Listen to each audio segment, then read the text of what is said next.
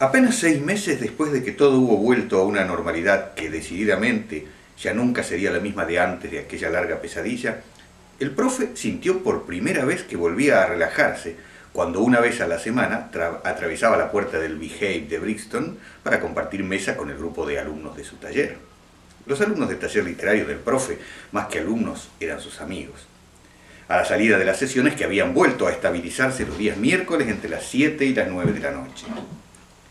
Lentamente, el pub al que acudían puntualmente desde hacía al menos 4 años recuperaba su ambiente de extravagancia y revoltijo de culturas y apariencias. Los que se agrupaban alrededor de la mesa, siempre entre 4 y 7, habían ido variando de acuerdo al vaivén del taller. Algunos permanecían años, otros iban rotando cada tanto, sumándose y restándose al grupo básico, y otros aparecían durante un ciclo y desaparecían después para siempre. Solo él registraba, claro, una asistencia perfecta. Unos cuantos de los parroquianos habituales sin duda ya no volverían. Algunos, porque los angustiantes meses de confinamiento habrían cambiado su personalidad, volviéndolos más ermitaños y temerosos. Otros, porque ya no estarían vivos. Estos párrafos podrían ser el anticipo de la novela futura que quizás algunos de los que comparten estas páginas escribirá cuando, con la debida distancia que según el gran maestro uruguayo Horacio Quiroga se requiere para describir mejor las emociones, hayamos dejado atrás la pandemia que nos tiene confinados desde hace meses en la soledad de nuestras casas, soledad solo mitigada y muy poco por los contactos a través de redes y plataformas sociales, entre ellas las que usamos para mantener vivas nuestras sesiones semanales del taller literario. Yo soy Santiago Godoy Giraldo y mi cuento se llama Creo que nos está pasando algo. Todo empezó la mañana en que Jack puso a secar la ropa de Rob, así como si nada. La lavadora paró justo cuando él, Jack, había acabado de desayunar.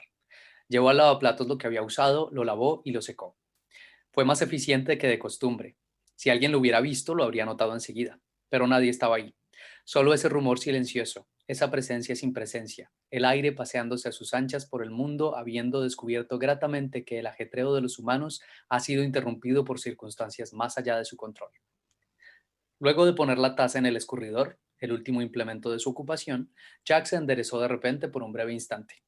Es probable que ni él mismo se haya dado cuenta, pero sus hombros descendieron, su columna se extendió, y él quedó suspendido en la mejor postura que su esqueleto había sentido en mucho tiempo. El timbre de final de ciclo de la máquina sonó a su izquierda. El seguro fue liberado. Jack miró automáticamente y se agachó y abrió la puerta de la máquina, que dejó salir una nube de vapor. Luego alcanzó la cesta de plástico, la de Rob, claro, que estaba junto al bote de basura, y la puso frente a la lavadora. Dejó caer dentro de esta todo el contenido con un par de movimientos hábiles y cautelosos, que no eran para nada su estilo, y hasta cerró los ojos para aspirar con gusto el aroma de la ropa limpia. Este era un placer al que jamás se había entregado. La verdad es que por lo general era María, su novia, quien hacía la lavada por los dos, porque según ella él no tenía idea de cómo hacerlo bien. Pero no es que ellos fueran una de esas parejas a la antigua, ni mucho menos. De hecho, Jack era mejor para la cocina. El hecho fue que cuando, por decirlo de algún modo, volvió en sí, Jack estaba junto al tendedero del jardín, habiendo colgado de manera verdaderamente organizada toda la ropa de su compañero de casa. Pero él no se sorprendía fácilmente.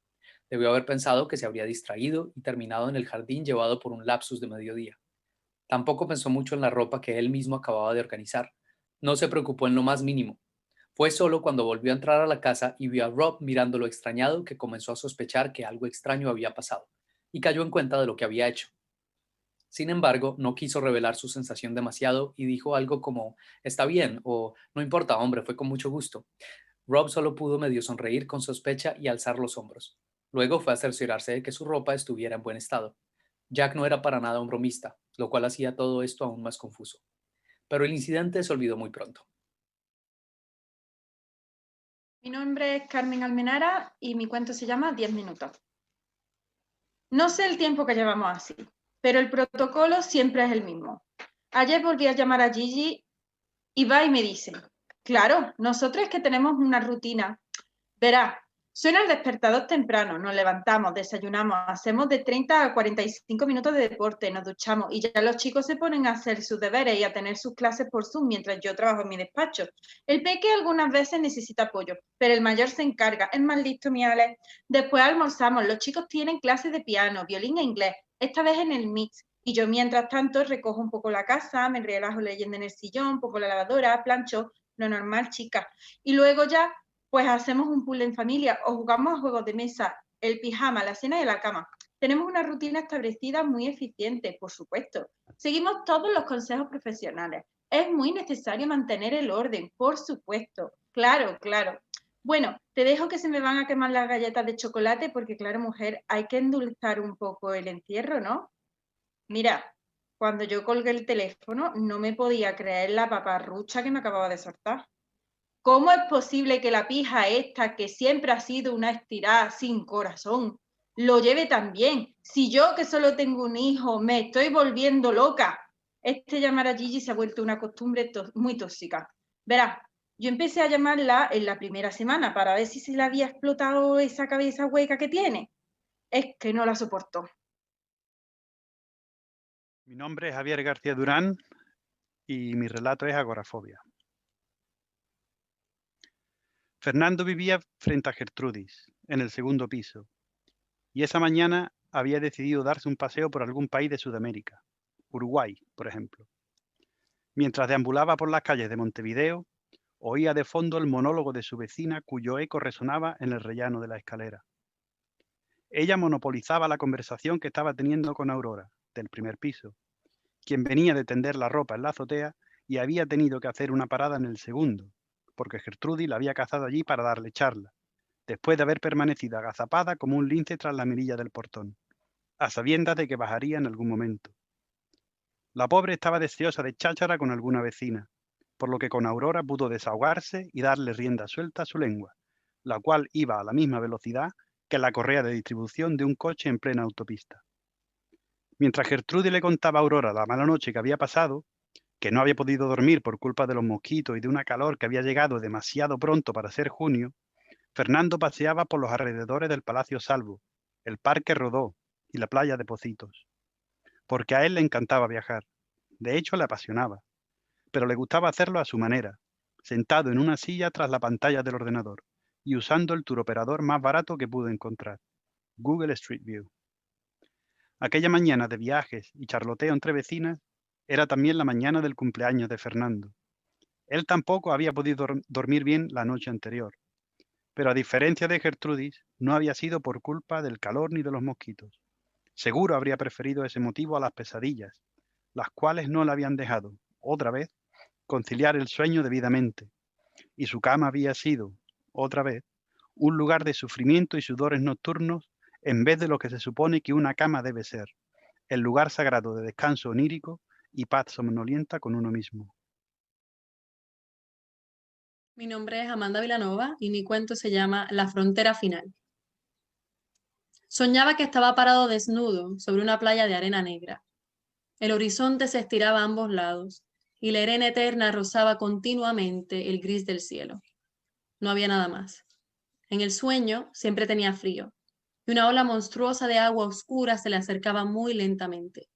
No había dónde ir. Se levantaba sudando y pensaba en el tiempo que corría como un tren sin paradas, en los viajes que no había hecho y en los miembros de su familia que no volvería a ver. Pero sobre todo, pensaba en Ana.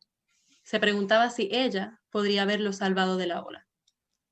A inicios del 2020, la enfermedad china se había ido acercando poco a poco, ignorada por la mayoría como una cucaracha o un mal olor. En un abrir y cerrar de ojos, arrasó la ciudad. Llegaba a todas partes y se llevaba vidas. Enrique sintió miedo, un miedo verdadero, que lo cubrió de pies a cabeza, y se sintió como una manta caliente, como una aceptación de su realidad. Tenía 62 años, estaba sobrepeso y tendría que aislarse en su apartamento que ahora ocupaba solo. Los primeros meses salía una vez al día a caminar, pero al ver que los números de infección iban aumentando, se mintió a sí mismo y se dijo que haría ejercicio en la casa. Dejó de mover su cuerpo y en cambio yacía frente al televisor y veía noticias a toda hora. Siempre noticias. Las muertes aumentaron, Las infecciones hicieron que las universidades, los teatros, los restaurantes cerraran. Las teorías de conspiración abundaban. De pronto, todas las cosas que habían ocupado su mente antes parecían nimiedades. No había nada que construir. No había mundo que explorar. Su cuerpo le parecía débil y en peligro. Enrique miraba su puerta cerrada y pensaba que eso era lo único que lo separaba de la muerte. No podía dormir bien. Soñaba lo mismo siempre. Veía la ola negra venir. Y Ana no estaba para rescatarlo. Mi nombre es Tatiana Beca y mi relato se llama El paquete. Nerviosita perdida, llevo 3 días esperando el paquete, que desde que nos pusimos en cuarentena estoy que no me aguanto. Yo, que ya me había acostumbrado a mis hábitos, porque ¿quién me iba a decir a mis 60 y tantos años, no os digo la edad exacta para que no os asustéis, que me iba a salir un novio de 20 años más joven? Bueno, 25, bueno, 30. ¿Y qué más da? ¿A quién le importa con quién me acueste yo? Vamos, a mi edad voy a dar explicaciones. Y bien que me echa de menos estos días. 4 semanas llevamos ya sin darle a la mandanga. Ja, ja, ja. Que me meo de la risa solo de acordarme de las cosas que me hace mi Javi. Qué paquetito el de mi Javi. Me tiene más contenta, aunque yo soy una mujer muy independiente. ¿Cómo no iba a serlo después de criar a 3 machos yo solita? Así que le he buscado sustitutos. Ja, ja, ja. Y me está subiendo el de correos, que también se gasta un buen paquete, con mi regalito, uno que me he hecho a mí misma para alegrarme el confinamiento. Llama al timbre, pero no le abro, no me vaya a pegar el virus, que estos que van de casa en casa son los que te lo pegan. Pero entre tanto la vida continúa siendo cotidiana, el encierro, la incertidumbre sobre el futuro, la suspensión momentánea, no de la incredulidad que Borges predicaba como condición de la ficción, sino de las certezas sobre las que se funda, o se fundaba hasta ahora, nuestra realidad. Otra de Borges, cuyas citas reconozcamos son útiles para un cocido como para un surcido. Siglos de siglos, y solo en el presente ocurren los hechos. Innumerables hombres en el aire, en la tierra y el mar, y todo lo que realmente pasa me pasa a mí. O sea, la pandemia es la tragedia de todos, pero el sufrimiento, la experiencia, el sentimiento frente al confinamiento es irremediablemente personal. Y a partir de esa experiencia intransferible, cada uno de los participantes de este libro, todos ellos alumnos del taller, decidió cómo contarla. Con dolor, con humor, con ironía, con asombro, con proyección distópica.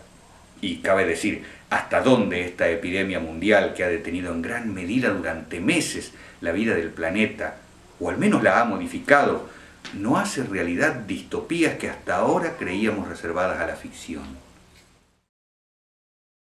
Hola, mi nombre es Martín Belsunce, mi cuento es El intruso. Estoy seguro de que él estaba ahí afuera, detrás de algunas de esas ventanas que cubren las fachadas de las terrace house del otro lado de la calle. Sentado en mi escritorio, con mi torso inclinado hacia la izquierda, mis dedos pulgar e índice haciendo una rendija en la cortina americana que me protege de ser descubierto, mis ojos saltan de ventana en ventana, tratando de detectar algún movimiento de cortina, alguna sombra, algún rastro de la sonrisa socarrona con la que lo vi gozarme en este juego de gato y ratón. No crean que le tengo miedo al intruso.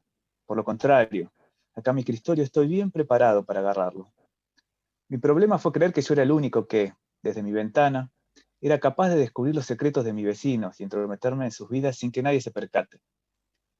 Dicho así suena un poco asqueroso. Seguro estarán pensando que tengo una mente un poco rebuscada, pero estarían totalmente equivocados. Esto era solo un entretenimiento casual, en como ustedes ya sabrán, estos tiempos extraordinarios. El tema es que cuando menos lo esperás, cuando más envalentonado y seguro estás, ¡zas! Te das cuenta que vos sos uno de esos ratoncitos que los gatos suelen atrapar entre sus garras, para luego soltarlos, dejarlos escapar por unos segundos, ilusionarlos con la libertad, hasta dar un nuevo zarpazo y volver a agarrarlos, pasándolos cruelmente de una garra a la otra, hasta dejarlos agonizados, tirados por ahí. Y eso no puede quedar así. Pero déjenme contarles esto desde el principio, y seguro me podrán entender. Todo empezó una noche de principios de marzo, cuando recibí una llamada de mi jefe. lo que me pareció raro porque siempre solían dejarme tranquilo fuera del horario laboral, incluso sabiendo que yo solía trabajar bien pasado ese horario. Mañana no vengas, me dijo, y por un momento pensé que me querían echar, lo que no tenía sentido, porque yo soy muy bueno en mi trabajo, o al menos lo era. Le pregunté si había pasado algo. ¿Qué va a pasar?, me contestó, como si no viera lo evidente. Es el virus que se está expandiendo aceleradamente, agregó. La última vez que yo había leído los diarios, el virus ni siquiera había entrado al país, pero es verdad que, según creo recordar, me había pasado varios días inmerso en mi computadora, concentrado en un nuevo algoritmo que estaba desarrollando. Me contó, gracias a sus buenos contactos en el gobierno, que dentro de una semana se venía un lockdown general, pero que sabiendo de mi salud frágil y endeble, era mejor que trabajase desde casa a partir del día siguiente. Prepárate, que esto viene para largo, me dijo antes de despedirse. Mi nombre es María Victoria Cristancho y mi cuento se llama Contando la cuarentena. Habían pasado 8 semanas, 2 días, 9 horas, 10 minutos y 15 segundos. El control del tiempo era el único modo de sobrellevar la carga. Su mente era como un reloj preciso, casi milimétrico. Su respiración daba los compases. Inspirar, expirar. Así medía el tiempo desde que la vida se le había detenido. No era prisionero, no estaba cautivo, pero había barreras invisibles que le impedían salir de sus 4 paredes. No las veía, pero sabían que eran más fuertes y sólidas que un muro de concreto gris. Por momentos, trataba de hacerse un recuento mental de este periodo de encierro. Por las mañanas se hacía el propósito de ser estricto, ordenado. Salía de la cama dando saltitos, tratando de darse ánimo para empezar el día. Algunas veces, aunque no muy frecuentemente, se había sorprendido a sí mismo tarareando una vieja canción de moda de otras épocas. Esos ojitos lindos que ya no me miran. Pero, ¿qué más da ahora? Ya nada más sería igual, se decía, resignándose a su situación. De hecho, por momentos, más que una cárcel, se veía en ese aislamiento como un refugio del torbellino que había armado el último día que estuvo en la Universidad de San Vicente de las Rocas, donde había enseñado durante un poco más de 680 semanas. Hola, yo soy Alfonso Montilla y mi relato se titula Mr. Nobody. Hey pal, you got any change? Aún resuena tu voz en mi cabeza, esa voz quebrada y grave, pero animosa. Siempre me mirabas esbozando una tímida sonrisa y yo veía esa dentadura amarillenta y destartalada, como una ciudad abandonada y en ruinas. Me dirigías una mirada profunda y apagada que me transmitía honestidad. Honestidad, sí. Eso es quizá lo que más me gustaba de ti, de lo poco que supe de ti. Porque ni siquiera supe tu nombre, ni me molesté en preguntártelo. Nuestra relación se basaba única y exclusivamente en tú pedirme limosna y yo darte algo, a veces, cuando llevaba suelto o cuando quería, que no siempre se daban ambas circunstancias. Mi limosna siempre era la misma, una moneda de 1 libra que había usado para la taquilla de la piscina y la tenía durmiendo en el bolsillo del pantalón. Thanks, mate. Thank you. Bless you, man. Bless you. Siempre me repetías la misma cantinela cada vez que dejaba una moneda sobre tu mano roñosa. Yo escuchaba tus agradecimientos perderse tras de mí, resonando a mis espaldas mientras proseguía mi camino de vuelta a casa, como con prisa, como huyendo de ti, como si me diera vergüenza o asco pasar más tiempo a tu lado. Y mientras me alejaba te escuchaba alzar la voz. All the best, my friend, al tiempo que yo doblaba la esquina y me limpiaba la mano restregándomela en el pantalón con cierta repugnancia. Cuando no te daba nada te limitabas a soltar un all right, pal, it's all right, un poco cabizbajo. Algunas veces me acercaba a dejarte limosna mientras te miraba a los ojos pidiéndote, quizás sin demasiada convicción, que te lo gastaras en comida. Yeah, man, yeah, will do. Me llamo Laura Cabo García y este es mi cuento Los que buscan y los que esperan. Tiene que estar ahí, le digo. Por lo menos, estoy bastante segura que debería estar ahí. Es el primer lugar en el que pensé apenas se me ocurrió la idea de buscarla, porque tenerla en mis manos sería casi como una solución. Bueno, no sé si realmente una solución, pero una ruta en un mapa para darle vuelta a este día, otro día de confinamiento sin patas ni cabeza. Casi puedo imaginarla, escondida entre las últimas páginas de ese cuaderno violeta que fue mi diario íntimo, donde ponía mis listas de compras y notas sin sentido durante los últimos meses. Ese cuaderno que me servía de compañía, pero también de excusa para no mirarle a los ojos a nadie en el subte, ni la nena con cara de pocos amigos, ni el viejo verde que uno siempre encuentra, ni el vecino que no conozco por nombre, pero va al trabajo siempre en el mismo horario que yo. Si la encontraba, me serviría de la misma manera. Sí, seguramente estaba ahí. No había apuro entonces, podía ir a buscarla una vez que termine con esto. Estoy segura de dónde está, repito, y me levanto de la mesa de la cocina, casi tropezando con los cables que delimitan mi oficina. Y apagá por favor esa televisión, qué macabra que sos. ¿Qué lo parió? Después no encuentro ninguno de los cables, pero claro, están acá para casi matarme. Tengo que encontrar una mejor forma, o en una de estas arrastro la compu y lo mando toda la mierda. Y ahí realmente estaría desconectada del mundo. No sé, capaz mejor. No le veo ningún sentido seguir las noticias, leer tantos mensajes llenos de rabia e impotencia. Te gasta. Mejor pongo energías en lo que puedo controlar. Y para eso, primero tengo que encontrarla acá en el armario. Soy José Luis Gutiérrez Trueba. Mi cuento se llama Desórdenes fisiológicos en orquídeas de invernadero. Y bueno, este libro es lo mejor que nos ha pasado durante la pandemia, ¿vale? Vamos allá. Al principio de todo lo pasó mal, pero la niña cada vez estaba más a gusto metida en casa. Ya casi ni se acordaba de su madre, y eso le gustaba a Flanagan. Parecía feliz, al menos cuando salía a diario de su habitación. Al principio de todo era hasta divertido, y lo de teletrabajar era teletocarse las narices. Recomendaban levantarse a la hora habitual, como si nada hubiera pasado, vestirse con la ropa de la oficina y sentarse ceremoniosamente frente al ordenador. Rutinas, en la tele decían que eran importantes. A la niña sí que no le quedaba otro remedio que seguirlas. El uniforme seguía siendo obligatorio en el colegio. El primer día del despertador sonó a las 7.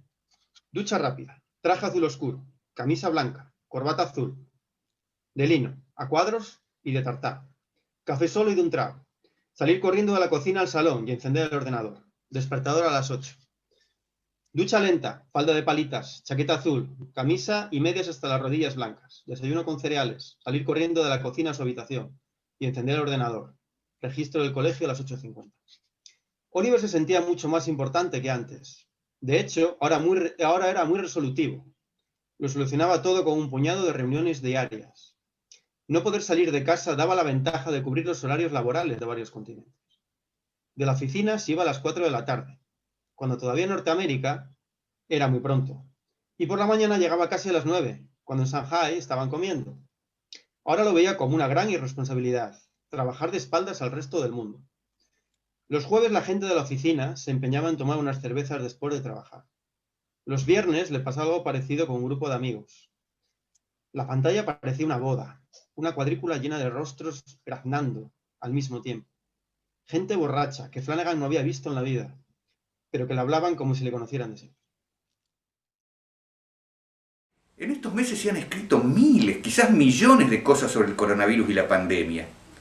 Pretenciosas algunas, reflexivas otras, disparatadas muchas, incluso por parte de reputados filósofos de mucha prensa.